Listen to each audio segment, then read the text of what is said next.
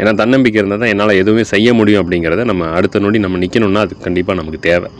So இந்த தன்னம்பிக்கை பற்றி அதிகமாக பேசின ஒரு நடிகர் தான் தலை, ஏகே, அல்டிமேட் ஸ்டார் இப்படி ரசிகர்களாக கொண்டாடப்பட்ட நடிகர் அஜித்குமார் அவர்கள்.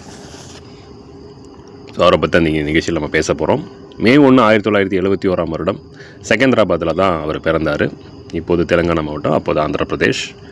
ஸோ அம்மா வந்து ஒரு ஹிந்தி மொழி, அப்பா வந்து தமிழ். ஸோ இவர்களுக்கு 2வது மகனாக பிறந்தவர் தான் நடிகர் அஜித் அவர்கள். 1986 தன்னுடைய ஸ்கூல் படிப்பை வந்து முழுமையடையாமல் டிஸ்கண்டினியூ பண்ணிட்டார்.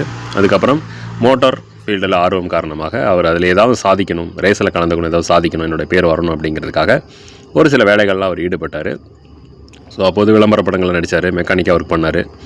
ஸோ விளம்பர படம் நடித்தது பார்த்து தான் அதுக்கப்புறம் அவருக்கு பிரேம புத்தகம் அப்படிங்கிற தெலுங்கு படத்தில் வாய்ப்பு கொடுத்தாங்க. ஸோ அந்த படத்துக்கான ஒரு துணை நடிகருக்கான விருதும் அவர் வாங்கினார்.